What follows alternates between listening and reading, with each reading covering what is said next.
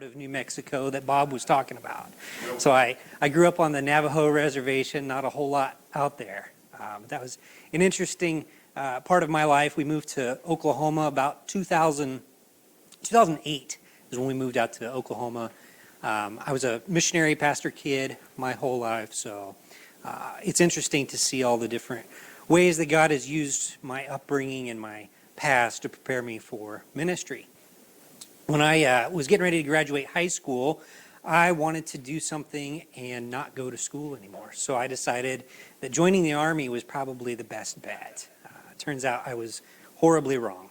I've been in school quite a bit through the military. I was a flight paramedic. I was in the Army for about 10 years. So during my time in the military, I got stationed overseas. My first duty station was in Italy. It was the last place that I wanted to go to get assigned, but I wound up meeting my wife there, so that worked out pretty neat, how God put all that together. No, she's not Italian. Her dad was also stationed over there, and that's where we met when she was out visiting him. So we moved back to North Carolina and then eventually up to Alaska, which is where I finished up my time there. We were there at a small Southern Baptist church in Fairbanks, Alaska. I don't have a clue how a Southern Baptist church wound up all the way up there, but they were far from Southern Baptist. During my time there, I was teaching Sunday school, and the church kind of hit some rough spots. They found out that their pastor's wife had been running around on him, and it killed the church. And so going through that experience with them was kind of a turning point in my life. I'd already been experiencing some frustrations with the military, not sure what I wanted to do with life, and that got me thinking about going into ministry. And so I started attending Tyndale Bible College, finished right after I got out of the military.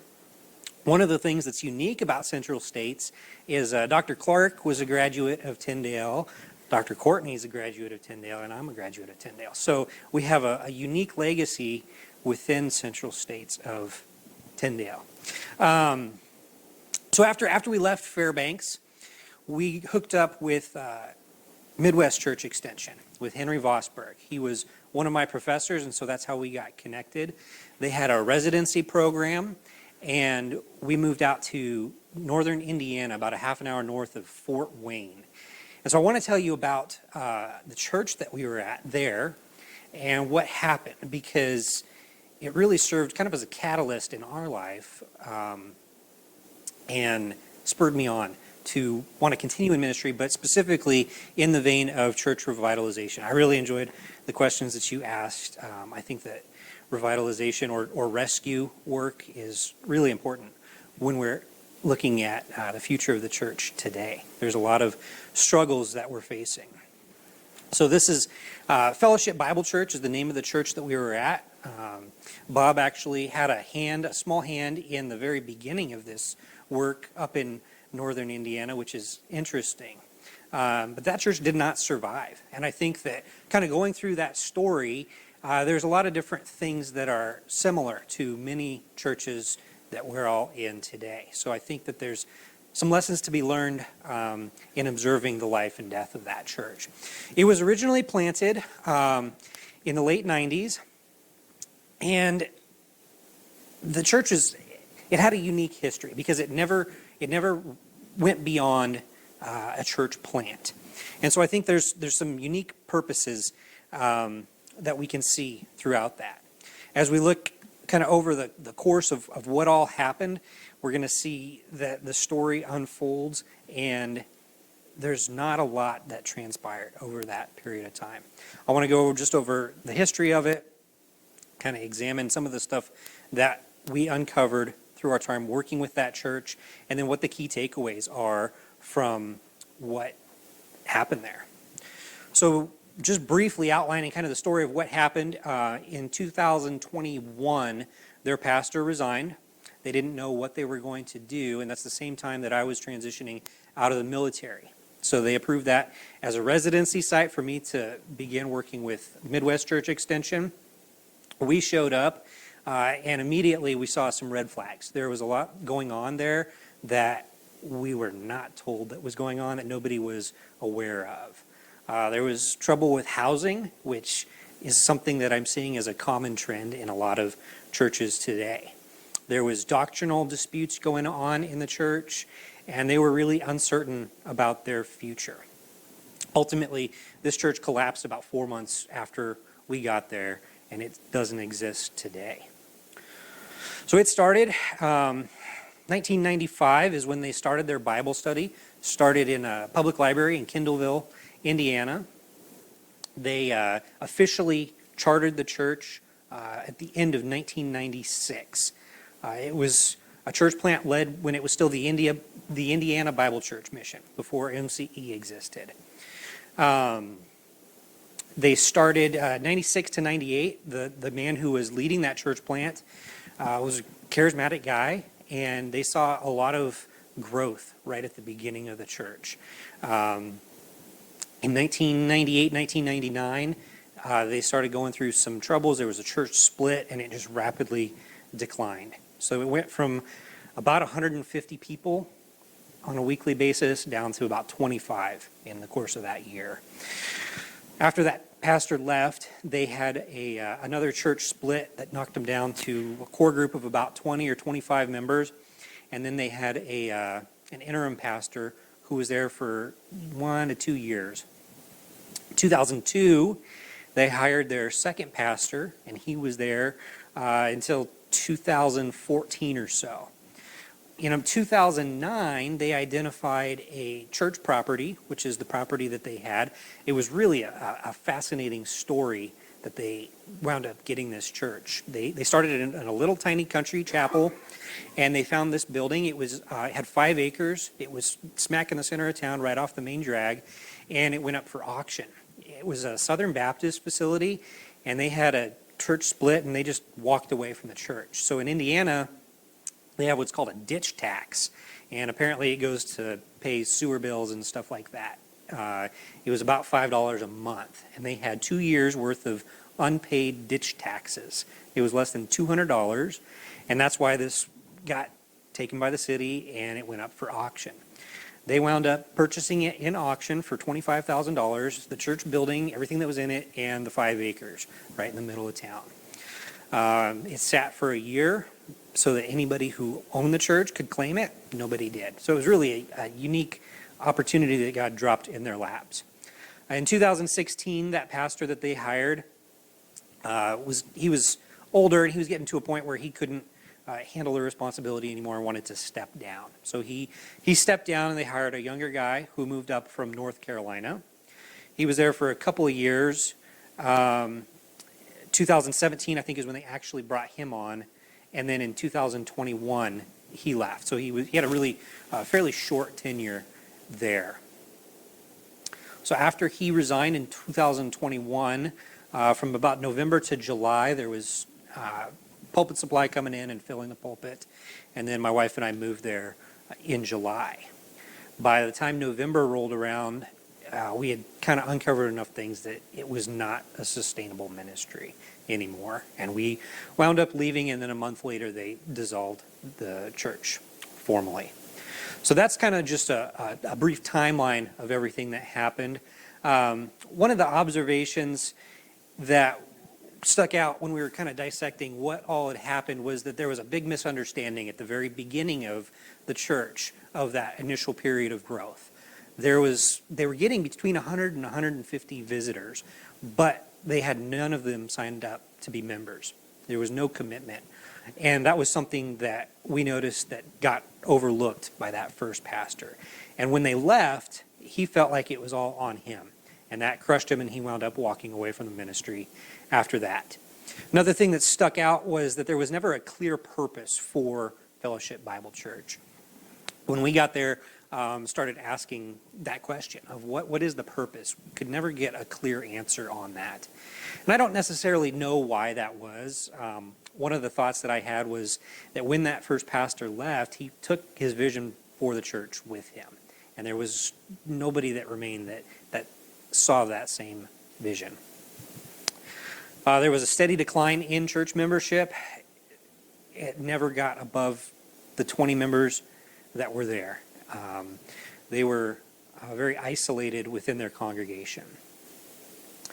There was an established status quo. That's something that really stuck out, is everything that was going on had been going on for an extended period of time, and they were very comfortable with what was going on. The new property was a morale booster within MCE as a mission agency and the church, but what they did with it was really sad. They never used the church property beyond the 2 hours of Sunday morning that they had. There was one wedding, a family member got married on the property, and that's the only thing that happened on that church property. Pastoral tension. This is something that we saw with the first pastor. The second pastor didn't have tension so much, but the third, when he came in, he wanted to do things differently, and that didn't sit too well with the members who'd been going there. And so that ultimately was one of the contributing factors that led to him stepping down.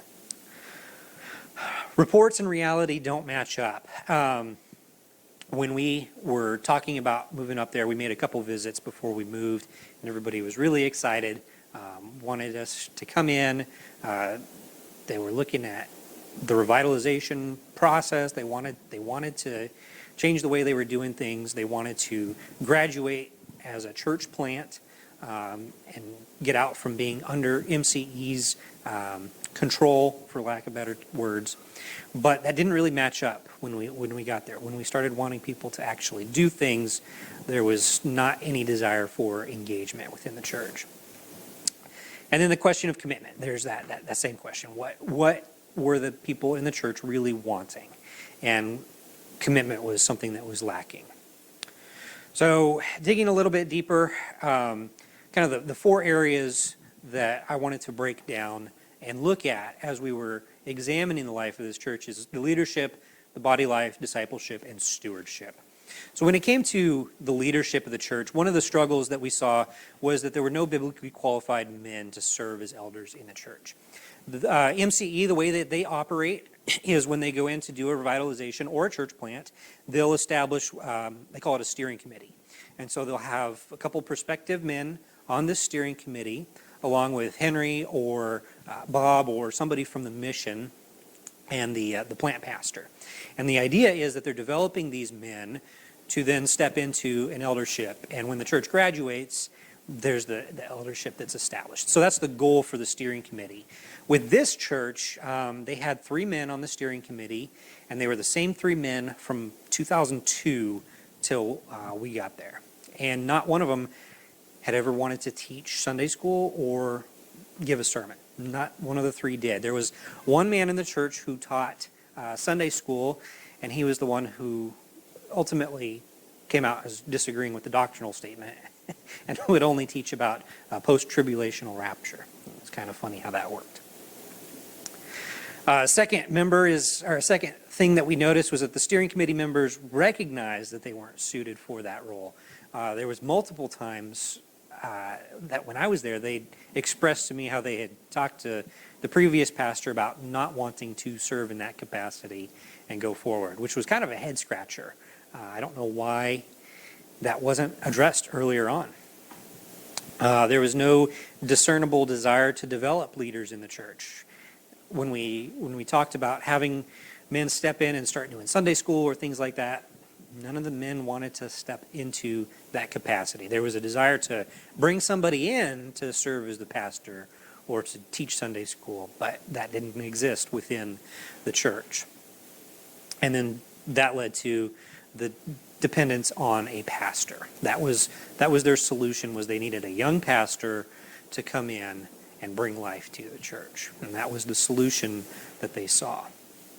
When it came to body life, again, this is where the purpose, vision, and goals that was really lacking. When we would ask about what the purpose of the church was, they would express, that they want to be somewhere where there's solid doctrine being taught, but beyond that, they didn't really know why they were going. And what it boiled down to was that they needed a place to go on Sundays because Christians go to church on Sundays. There was an unhealthy ratio of members to visitors. And when I say that, that nobody in the church was bringing any of their friends or their family to the church. There was one story in particular that Henry he told me shortly before I got there. He came up for a steering committee meeting on a Wednesday evening. There was a Subway just down the street in Walmart. He went down to grab a sandwich before the meeting started, and the lady started asking him what he was doing there, and he told her. And she said, well, I didn't realize there was a church up there, and I've been looking for a church. So he kind of told her about it and invited her to come on Sundays. And then after he ate, told the guys at the steering committee meeting, he said, hey, here's her name, here's the shift that she works, go get a sandwich from her, talk to her. And he came back a month later for the next meeting and followed up with them. Not one of them had ever followed up with her. And that was common when we would try to engage the members to work on outreach. They wouldn't do it.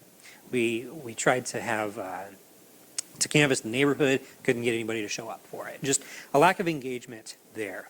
And so visitors really didn't come because nobody really wanted them to come. Instability in attendance, that goes back again to the same thing. We had the same 15 or 20 people, but there was not commitment to the church there. No desire for fellowship. The name of the church was Fellowship Bible Church. I wanted to start doing meals in people's houses to try and do like progressive dinners or something like that. And I learned that most of the members, there was a couple exceptions, most of them had not been to each other's houses before. And so when we tried to do that, that was new to them, which I thought was fascinating for the same group of people to be in the same church for 20 years and to have never been over at each other's houses was interesting. No discernible desire for spiritual growth. We tried a couple of different things to get men's Bible studies, women's Bible studies. We couldn't get people to show up for anything outside of the Sunday school hour or the Sunday morning service. And nobody wanted to engage Scripture for themselves. Enthusiasm, joy, and vitality. Again, these were some things that we noticed were not really there. It was kind of a cold congregation. Engaging them in conversation was very difficult. Commitment to serving in the church. Everybody had their assigned role, and that was their role. You didn't touch that role, and nobody else operated outside of the hats that they had worn. When it came to discipleship, there really wasn't any. When we first got there, we tried to have dinner with all the families, and I remember one of the men in the church, I asked him, just trying to get to know what was going on. I said, what kind of discipleship do you have? And he said, well, we don't really have any new believers, so we don't have any need for discipleship. So there wasn't an understanding of discipleship at all. Again, no independent or group study of Scripture. That was something that was really difficult to work with. And the extent of biblical understanding is questionable when we would talk to them about purpose and vision, and they would express, they wanted strong Bible teaching, doctrine. This has been an IFCA church from the get-go. And when we started rolling through the doctrinal statement, there were some serious issues. We had a women's prayer meet one morning, and one of the women wanted to open up with a prayer called "Come, Holy Spirit." It's out of Vineyard. It was asking the Holy Spirit to fill the room. It was bizarre for a church where it had been IFCA members for the last 20 years, and the doctrine was questionable at best. Disparity in claims of doctrine and observable attendance or adherence to that doctrine. Again, that was a point that was one of the things that wound up really closing the doors. Is we found out there was a couple members who really didn't agree with the IFCA's doctrinal position. Eschatologically was primarily the big deal. There was a push for a post-trib rapture, and that was a hang-up for a lot of them. It was kind of an odd thing. There was a little bit of a charismatic influence as well. Speaking in tongues became a thing that we had to deal with. And then we rolled into stewardship. Looking at the stewardship, I said there was poor stewardship of the property, and I don't mean that they didn't take care of the building, because they did a great job at maintaining what they had. Everything in the building was kept up. When something would break, they would fix it, but they didn't ever use it outside of 9 o'clock and 10:30 on Sunday mornings. We calculated, we got down to, we probably figured out almost an exact number of hours that the lights were on in the building from the time that they owned it. They never used the property for anything. They had a 5-acre parcel, and there was a 2-acre parcel with a house on it that came up for sale at least 5 times in the time that they owned it, and they had the financial ability to purchase that house. The thing that was the hang-up for the previous pastor, as well as myself and my wife, was housing in the town was either too expensive or too far away. And they had the opportunity to purchase a house, but just never moved on that. Poor stewardship, again, of financial resources. Financially, they were very healthy, but they didn't use the money for anything. They were saving it for a rainy day. And it really got to a point where I don't know what kind of rainy day they were looking for, because it was pretty clearly pouring outside. And then again, in planning, there really was no planning. They had no ideas for the future. They just wanted young people to come in and get a pastor, and that would solve their problems for them. So some of the key takeaways in that: lack of a consistent accountability. This is something that Henry and I talked about after the close of the church.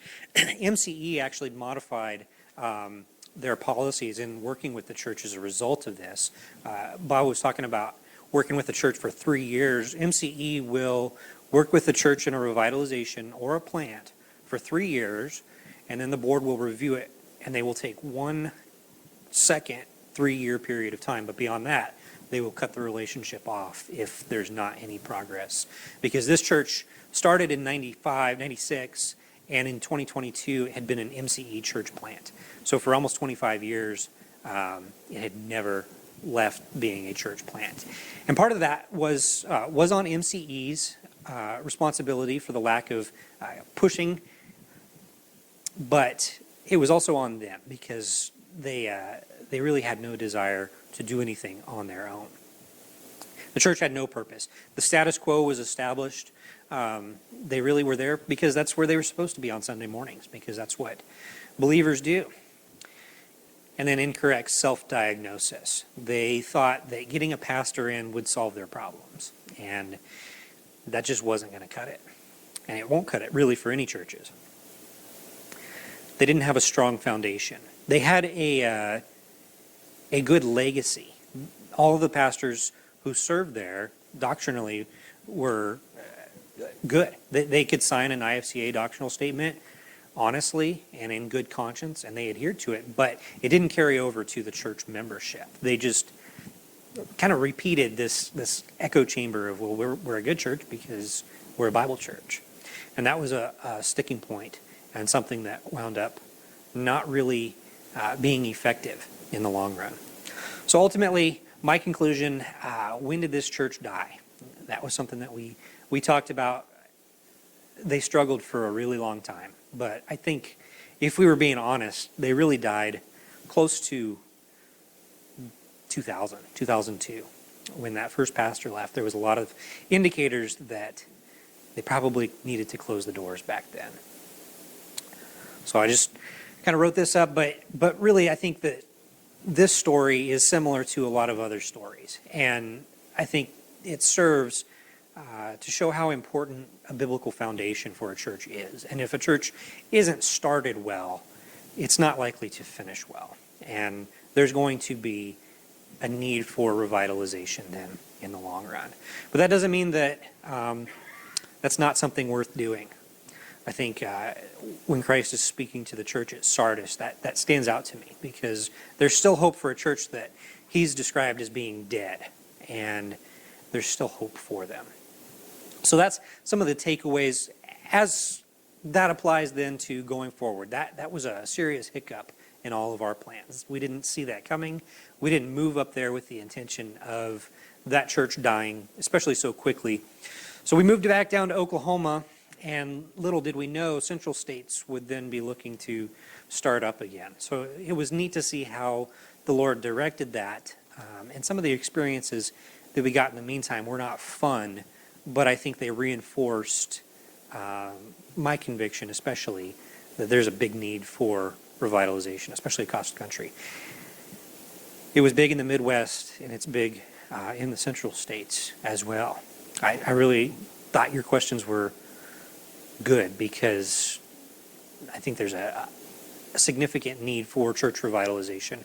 And as we're looking for how to engage churches, the question of pastors and men to serve in ministry capacity is important, because there's not a lot of men coming out of seminary.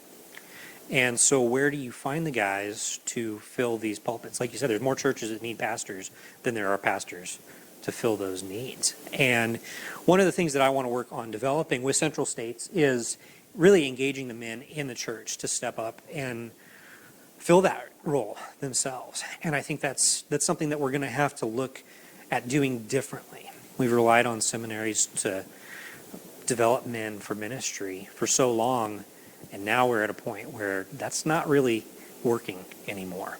And there's a lot of questions that we have going forward. So I know that's a lot shorter than Bob's, but I don't know if you have any questions about me or Central States or our goals going forward. That's kind of some of what brought us here. What town are you living in right now? Right now we're living in Tulsa. Yeah.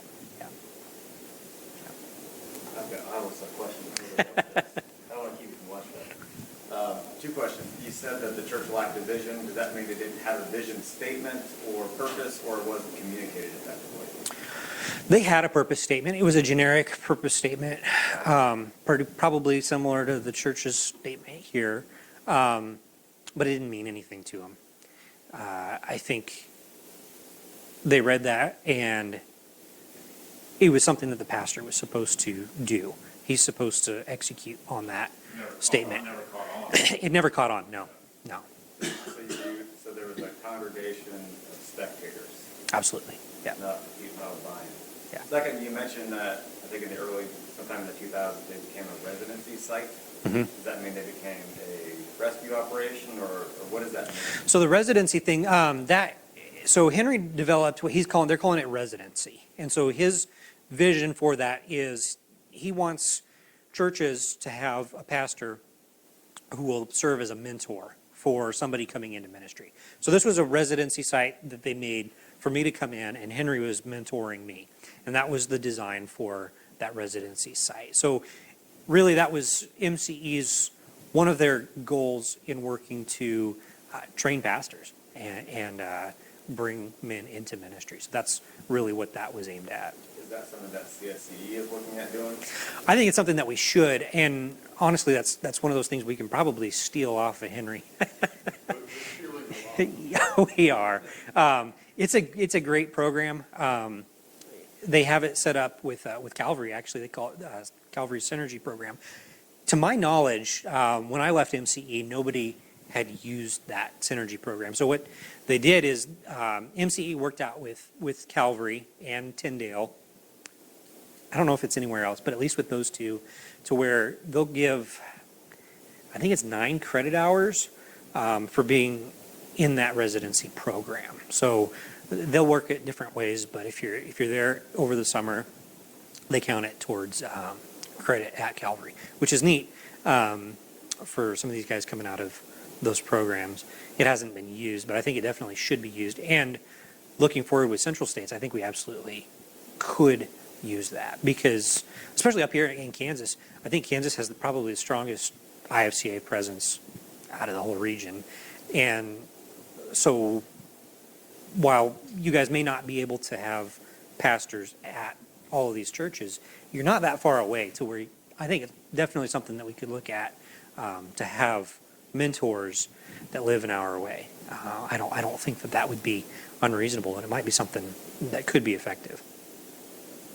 They probably have plenty of churches that would be willing to be part of that program. Yeah. I think that would be good. All right. Well, I guess we can go to lunch then. Yeah, JD, you want to give us some special instructions?